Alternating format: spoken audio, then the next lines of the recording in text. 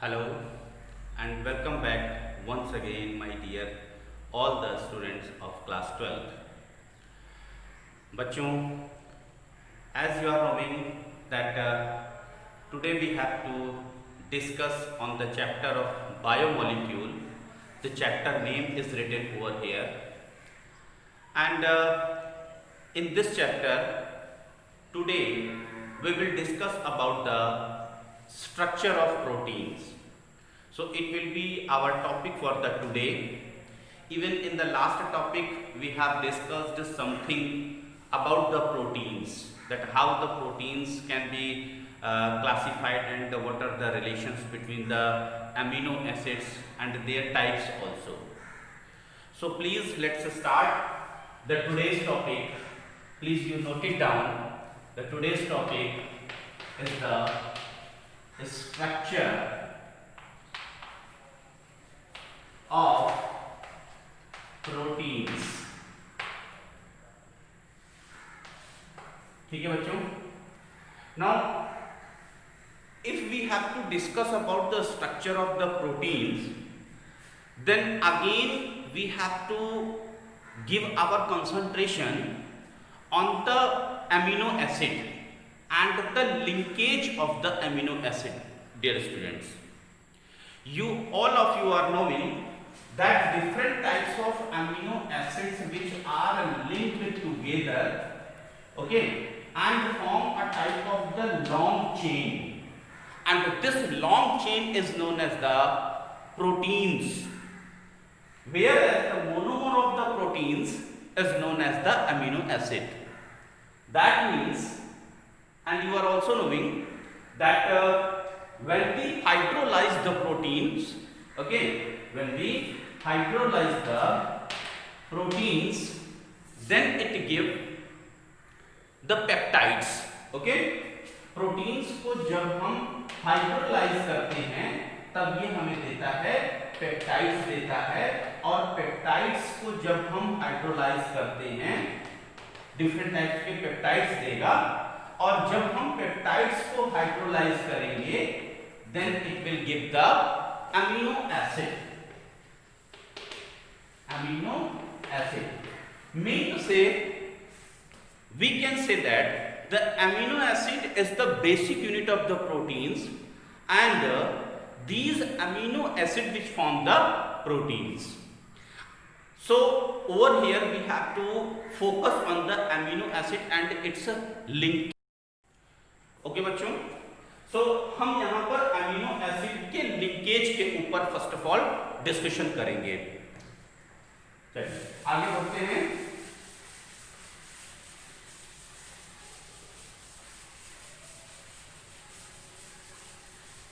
Okay, so you please note it down the linkage of amino acid.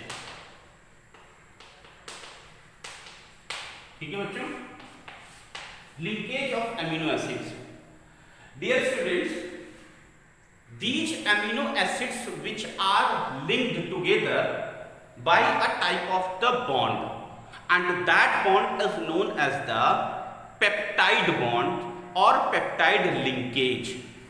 कोई भी दो या दो से ज्यादा तरीके के अमीनो एसिड, सपोज एक अमीनो एसिड ये है, एक अमीनो एसिड ये है, ये दोनों अमीनो एसिड एक साथ एक दूसरे से एक लिंकेज से एक तरह के बॉन्ड से बंधे होते हैं, और इस बॉन्ड को हम पेप्टाइड बॉन्ड बोलते हैं. ठीक है बच्चों, पेप्टाइड बॉन्ड या फिर इसको हम पेप्टाइड लिंकेज भी बोलते हैं. राइट. अब ये पेप्टाइड बॉन्ड और पेप्टाइड लिंकेज बनता कैसे है इसको हम समझते हैं. Dear students, you are also knowing that the amino acid which contain carboxylic group as well as it also contain the amino group. So the carboxylic group COOH and the amino group, okay, the carboxylic group of one amino acid and the amino group of another amino acid, this amino group of the another amino acid which joined together, okay, which joined together and form a type of the CONH linkage by the liberation of one molecule of water. यहां से ये OH और इसका एक H निकल करके H2O का formation करता है, जबकि बचे हुए एटम्स आपस में मिलकर के CONH का फॉर्मेशन करते हैं. Now this CONH is known as the peptide bond.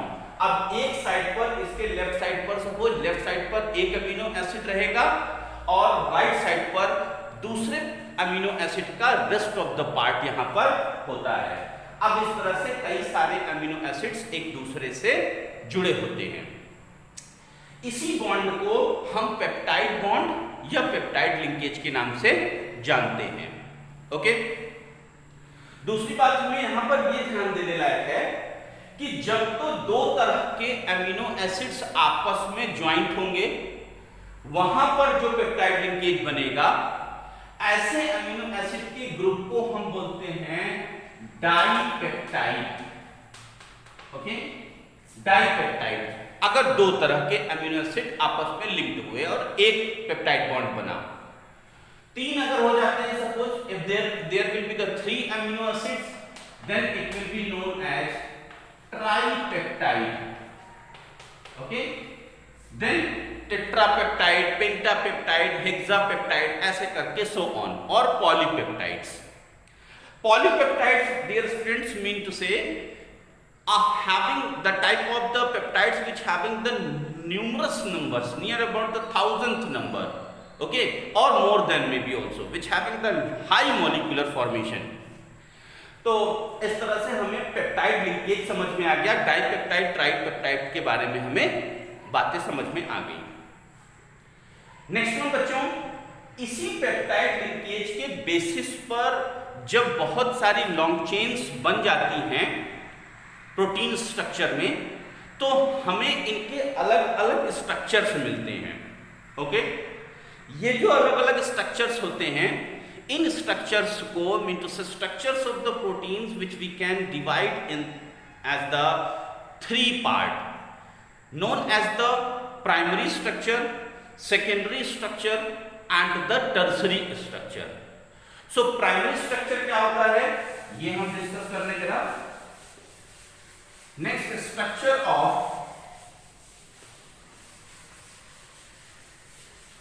so we have to discuss over here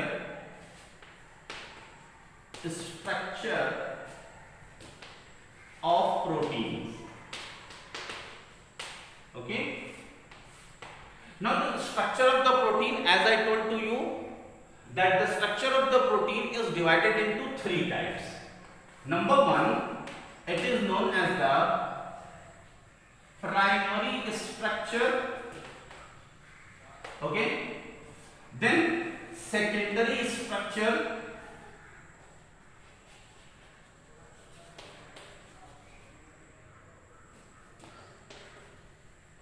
and the tertiary structure.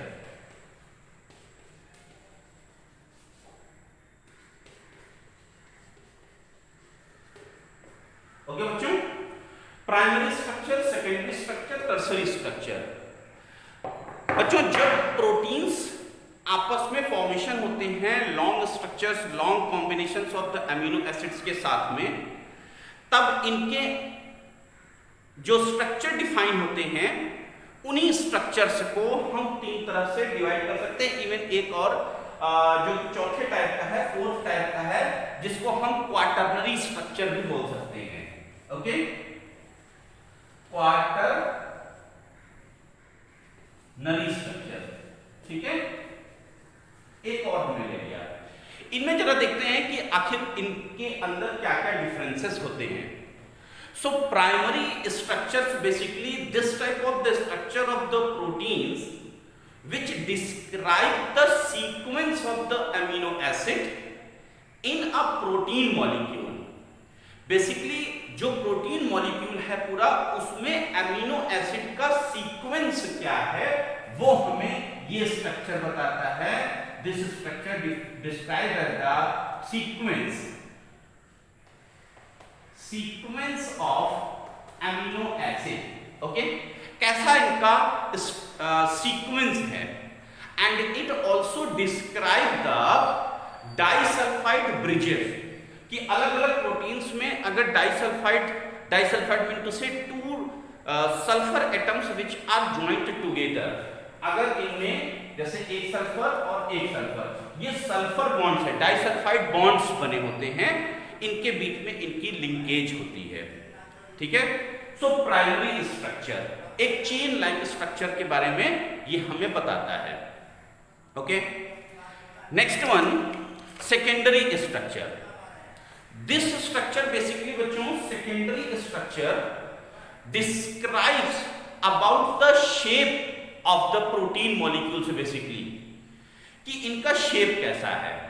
अब शेप बनेगा कैसे, तो शेप बेसिकली बनेगा इनके बॉन्डिंग के ऊपर, इनके जो long chains of the structures, इनमें जो मॉलिक्यूल्स होते हैं, इन मॉलिक्यूल्स में इनके बीच की जो बॉन्डिंग्स हैं, उन बॉन्डिंग्स के बेसिस पर इनकी फोल्डिंग्स डिफाइन करती हैं।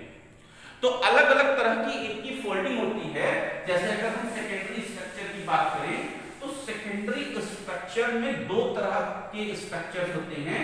Number one, that is known as the alpha helix structure. Okay, हम इसे बोल सकते हैं alpha helix structure.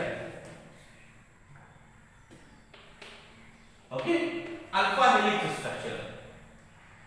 Alpha helix structure में क्या है कि मॉलिक्यूल्स जो प्रोटीन्स के होते हैं वो कॉइल्ड स्ट्रक्चर्स में रिंग लाइक स्ट्रक्चर्स के टाइप में होते हैं। ठीक है, जैसे इनकी जो कॉइलिंग होती है वो कुछ इस तरह से ऐसे होती है, स्प्रिंग लाइक स्ट्रक्चर्स में। ठीक है, यानी जितना मैं जरा ऊपर बना देता हूं सेकेंडरी स्ट्रक्चर्स को लेकर के। ठीक है, जैसे हेलिक्स स्ट्रक्चर लाइक दिस, ऐसे करके। ठीक है,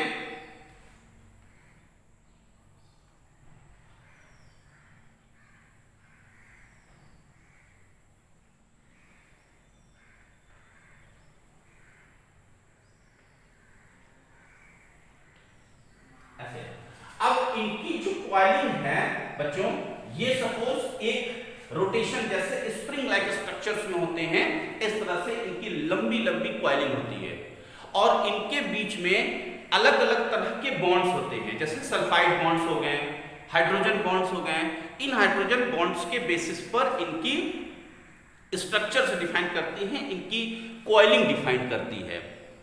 next type of the structure, the second type of the means secondary में जो स्ट्रक्चर बनते हैं, that one is known as the beta plated sheet structure. Okay, the second one is known as the beta plated structure, sheet structure basically. Okay, beta plated sheet structure. Okay, beta plated sheet structure क्या है, इसकी study basically जो है वो alpha X-rays से की गई। Alpha के बाद इनका जो बीटा का आया वो एक्सरेज की स्टडी बेसिकली की गई, और एक्सरेज की स्टडी करने पर इनके स्ट्रक्चर्स जो मिले वो बेसिकली ये मिले कि due to the polypeptide chains में इनकी जो हाइड्रोजन बॉन्डिंग होती है, उस हाइड्रोजन बॉन्डिंग के बेसिस पर इनके जो प्लेट लाइक स्ट्रक्चर्स होते हैं वो मिला। अब इनके जो प्लेट लाइक स्ट्रक्चर्स होते हैं, इनमें भी दो तरह के प्लेट लाइक स्ट्रक्चर्स हैं। एक तो है पैरेलल, ओके, पैरेलल, और दूसरा एंटी पैरेलल। ओके, एक पैरेलल और दूसरा एंटी पैरेलल। पैरेलल में क्या है कि इनके जो पॉलीपेप्टाइड्स की चेन होती हैं वो एक साथ एक डायरेक्शन में होती हैं, जबकि दूसरे में एंटी पैरेलल में एक पॉलीपेप्टाइड चेन्स की इनकी जो कॉम्बिनेशन है वो एक साइड पर होती है, जबकि दूसरे की दूसरे साइड पर होती है। तो इस तरह से इनके स्ट्रक्चर्स आते हैं। Third type of the structure is known as the tertiary structure. Okay बच्चों,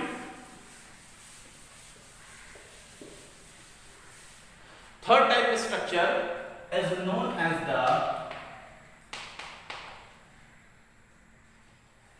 tertiary structure. Tertiary structures, dear students, is basically define the 3D structure of the proteins. Secondary structure के बाद जो ये proteins हैं, ये proteins basically coiled हो जाते हैं. It may be folded, okay? It may be folded, it may be coiled, ठीक है?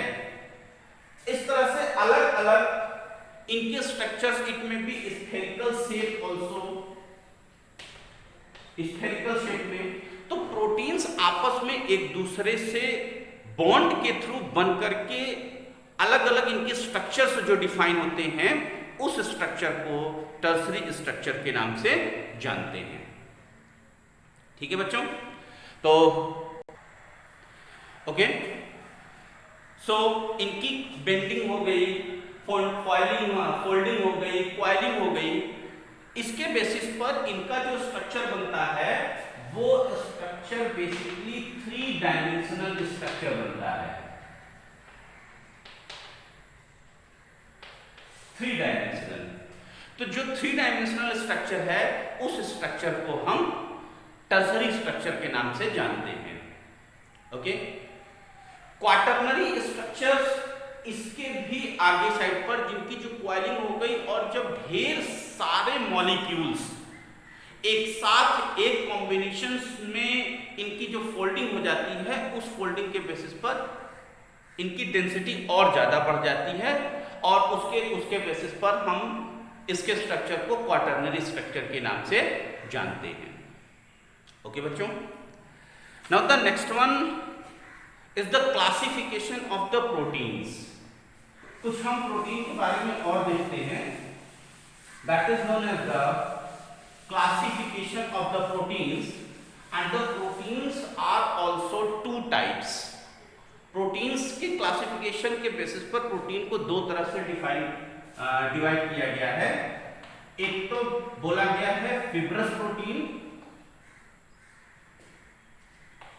ओके बच्चों, fibrous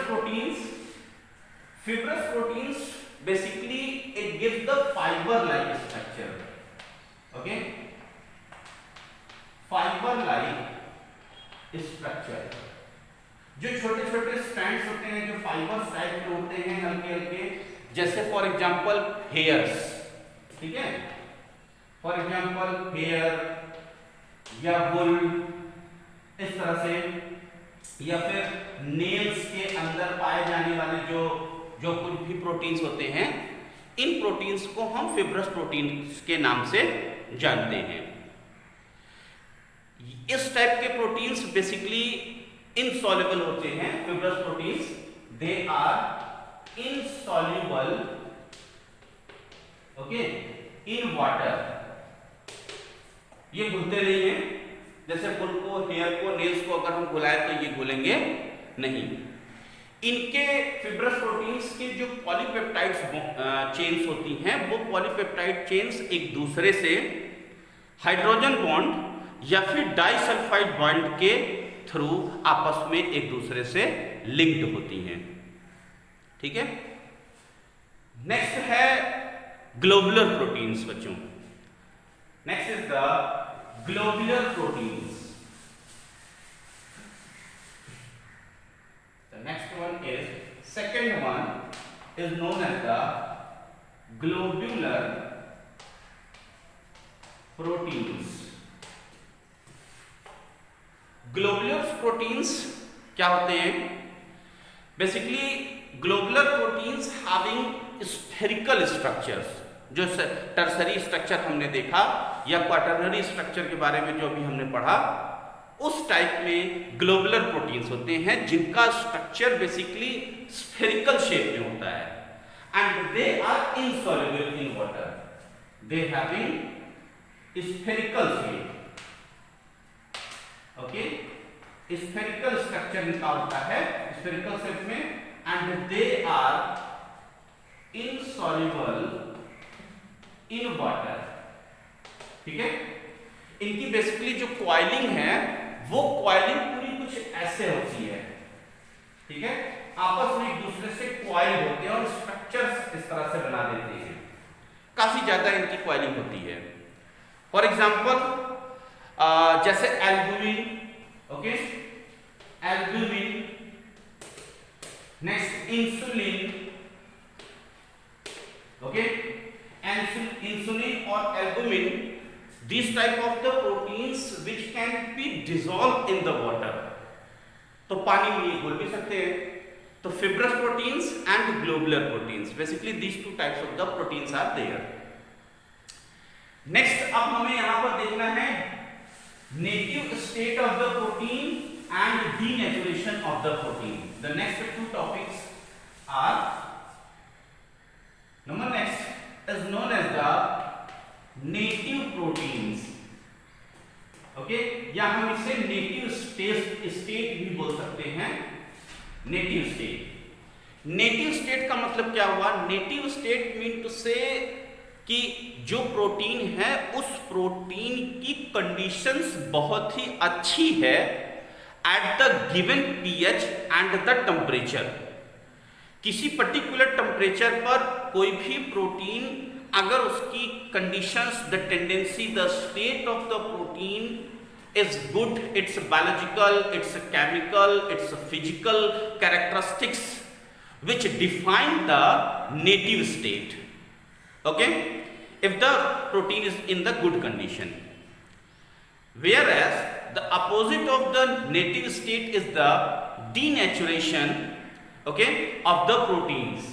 So next is the, and it is important also on the point of your examination, that is known as the denaturation of proteins. बच्चों, what is denaturation of proteins?